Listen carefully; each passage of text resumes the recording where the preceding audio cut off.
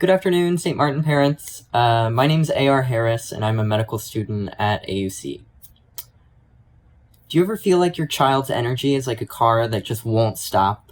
Or does it make it really hard for him or her to focus and sit still and learn? Maybe your child fidgets a lot, and other people notice.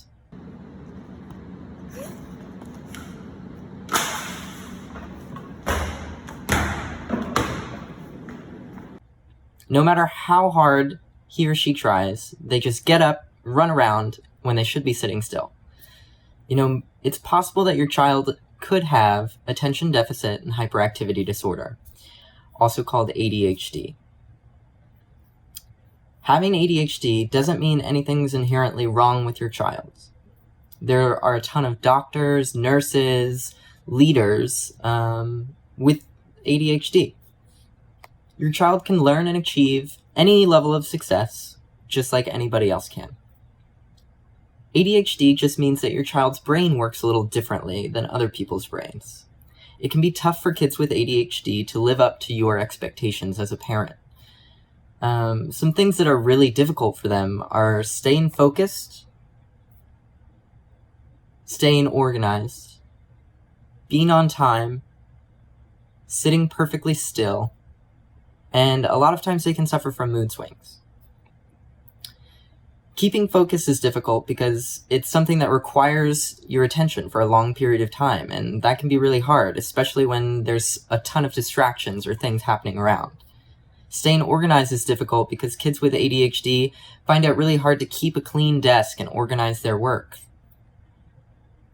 Being on time is often really difficult because it's a time management skill that it can really mess with their focus. And sitting still, teachers can ask your child to sit, but maybe they want to stand up, and maybe if they have to get up for one reason, then they find it very difficult to sit back down. And finally, mood swings. Children who have ADHD, like all children, they react to their environment. And if they feel like something isn't right, or maybe if they are made to feel like they aren't as successful as their peers, then they can quickly undergo like a fast mood shift. So all of these things are things that require a ton more energy for kids and adolescents who live with ADHD. It's important to be able to identify these difficulties and be able to maybe help structure their education and their learning around their specific strengths. Because you really don't want to make a child with ADHD or an adolescent with ADHD feel any less intelligent. Children who have ADHD just need to understand that they can learn and that their strengths and weaknesses are different than other students. A lot of times those strengths and weaknesses do provide advantages, even. But it's up to parents and counselors to help identify those and work with children to be able to learn better. Boys and girls also present differently with ADHD. Oftentimes, boys tend to be more outspoken and rambunctious and run around, while girls tend to be quiet and more reserved. But that doesn't mean that they struggle to focus any less than boys do. It's also really common for ADHD to run in families. So if you personally struggle with concentrating or focusing, then it's likely that somebody else in your family does also. So it's really important to make others feel like they're not alone in this. ADHD is a lifelong diagnosis, and therefore the challenges that people face can change throughout different phases of their life as their environments change. So it's really beneficial to seek out help early on so that everyone can feel better prepared. How can my parents help me? Both the MHF and private practices on the island can also help with prescription medications for ADHD should they be needed. The Mental Health Foundation employs a child and adolescent psychologist named Stephanie Hasseth, who is able to work with children beginning at the age of 18 months. There they can help with behavioral counseling, psychoeducation, and partnering with your child's school to create individual learning plans. There's also private practices in St. Martin where psychologists and psychiatrists can provide other services. Those services include behavioral counseling, mental awareness, medications, and even equine therapy, which is a fun activity for children to experience time with horses. However, a lot of what you can do starts at home. Here are some basic tips. Explain. Recognize that your child may be having trouble focusing and making them feel comfortable about talking to their parents or their teacher about it is the first big step. Recognize that students have strengths and help them realize that it's not a question about being a good or a bad kid. Partner with their teachers. Working with your child and school teacher is important to create a learning plan so that your child's strengths and weaknesses can be acknowledged and can help them overcome their struggle to learn better. Good job. I love it.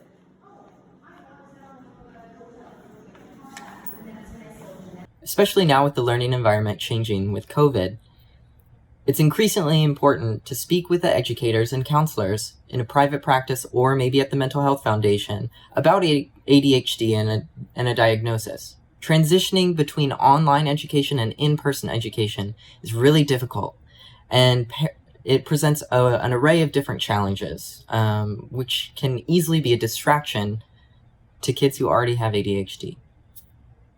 So thanks for your time. I hope it was informative for you, but have a wonderful afternoon.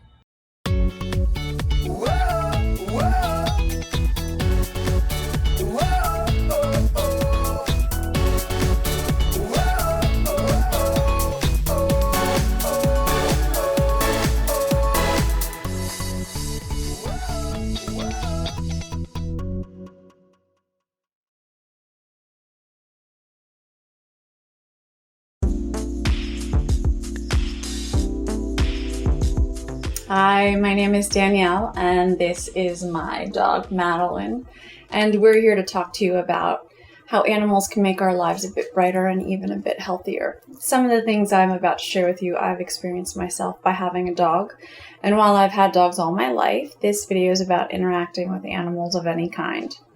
Animals are everywhere in nature and provide opportunities for us every day to interact with these wonderful creatures. A lot of research has been done on the benefits of having a pet or interacting with animals.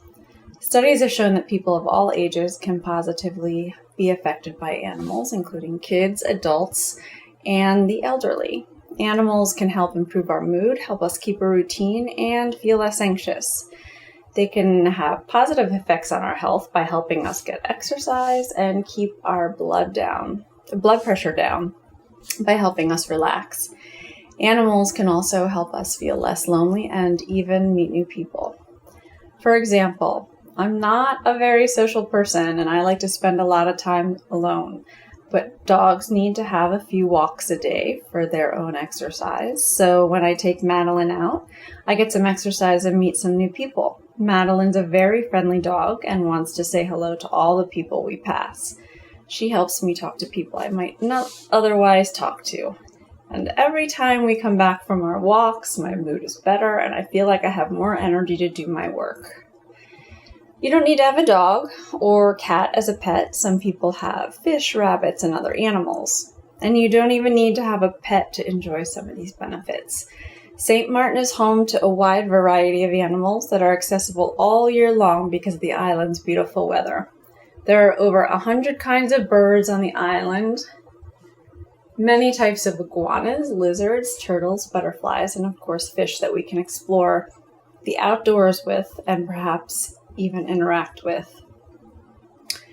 You can watch these animals from your window or your front porch at home, or you can go on a walk and look for iguanas or birds that look the same, or you can count the different ones you see. You can ask a family member or friend who has a pet to visit with their animal. And of course, you may have your own pet. And here's a secret. You can even talk to animals. I talk to Madeline all the time, and she's a very good listener. She never answers back. And I promise none of the animals that you meet will either. They're just here to listen to us. which might help us feel a little more relaxed, a little less lonely, and hopefully a little bit more healthy. What is hidden behind the mask? A sad face, angry, or a happy face? It's a smile. When we smile, the movements of the muscles used to smile send signals to our brain and release serotonin and endorphins. These chemicals make us happy and reduce pain. Smiling can also benefit our heart and lungs and lower blood pressure. The chemical changes initiated by a smile have positive effects on the immune system as well. A good laugh is also good exercise. It burns calories and provides our body with movement. But how exactly does a smile affect our mental health? A simple answer is that a smile adds positivity and resilience to our daily life.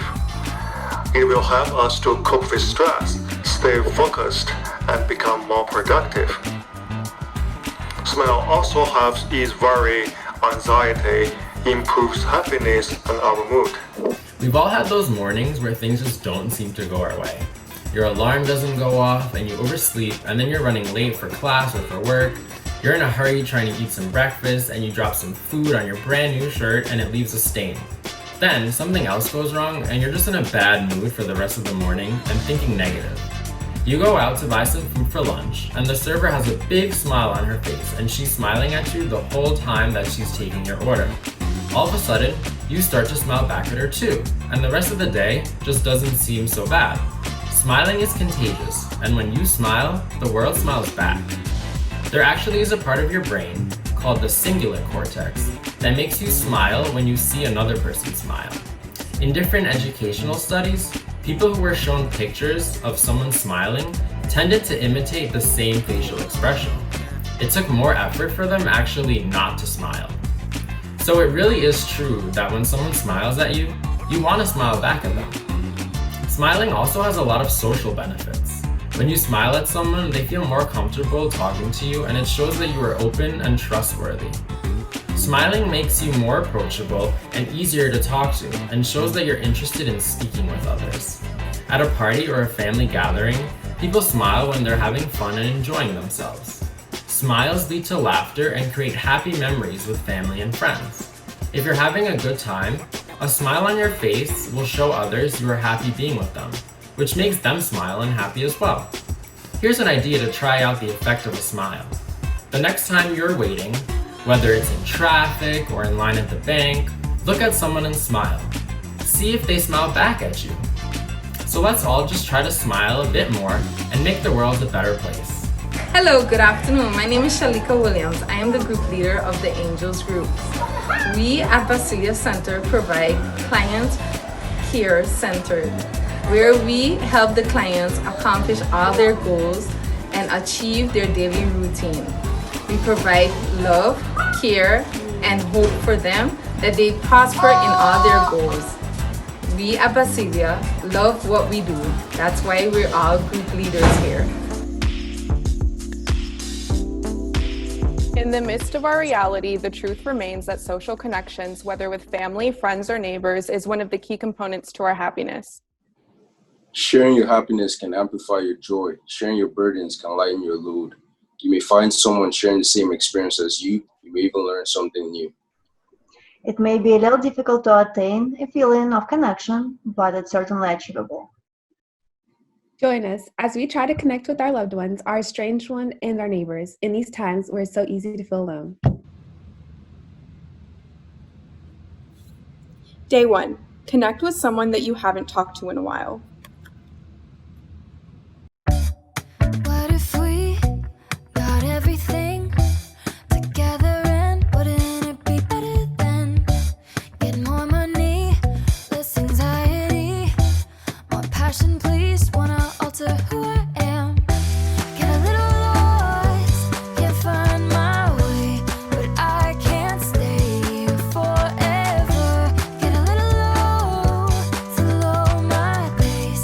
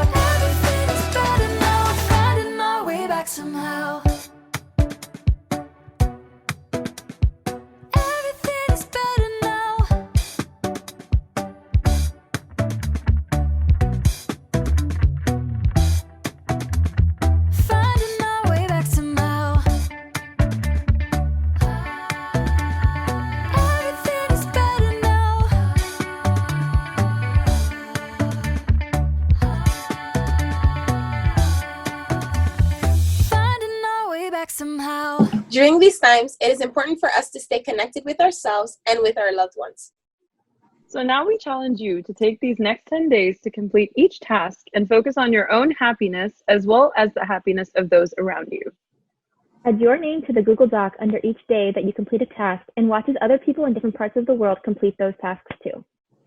Let's use these 10 days to stay connected and maintain social happiness together.